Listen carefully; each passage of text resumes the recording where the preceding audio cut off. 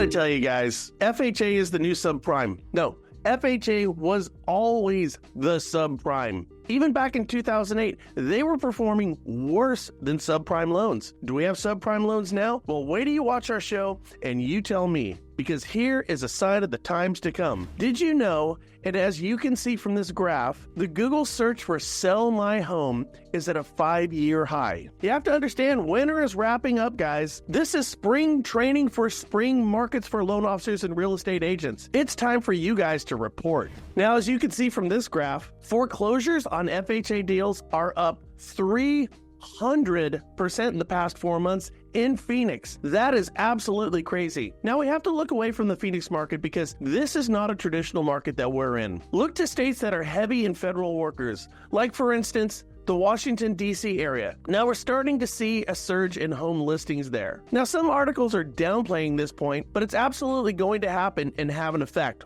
Why? Well, because of all the federal worker layoffs. Think of all the people that Trump is canning right now. Further, every state is going to feel this effect. Just yesterday, they were furloughed. Further, states that are not playing by Trump's rules and are going to have federal dollars withheld from them could also see a significant impact in their state's economy, affecting not only the state workers, but everybody. And this is going to amount to additional listings, both traditional and foreclosed. Just think of the short-term benefit our market is going to have because of the Fed. They are a listing-making machine. Here's an odd stat, but it tells us a whole bunch. So check out this graph. $81 billion in stock share value was just wiped out. $81 billion. That's a big number. That comes out to $254,000 per home sold in shareholder equity. That's an average of 33% per share per average home held in value that was just lost. The real estate roundup, my friends, has just begun. And this is going to create a ton of new listings. Another reason, in 2007, 35% of new FHA borrowers had a DTI ratio above 43%. By 2020, that number went up to 54% of borrowers. As house prices and inflation surge, borrowers have become more stretched. The FHA kept insuring mortgages to borrowers who were getting increasingly leveraged. Now here's where it gets crazy. About 64% of FHA borrowers last year had a DTI exceeding 43%. The pressure cooker is getting hotter and hotter. And as a result of that, about 7.05% of all FHA mortgages last year went seriously delinquent, that being behind by at least 90 days. And that number, my friends,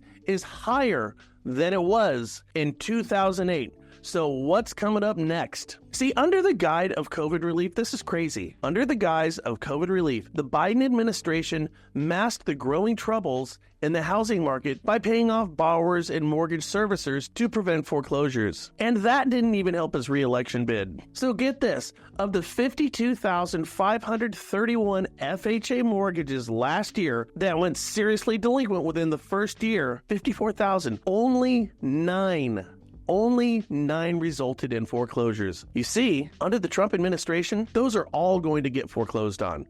54,000 more listings coming. Listen, we can go on, but the truth is simple. FHA is keeping its MMI account ridiculously high because of all of these points. They are going to have to pay out on a ton of FHA foreclosures and do it in a big way and do it soon. See, all of these payouts equal inventory for all of us, loans for us, listings for us. Realtors, get to these people before a foreclosure happens because you can still help them avoid that foreclosure even if it's just with a short sale. Seriously, this is our spring training and it's time for you to report. I hope this helps.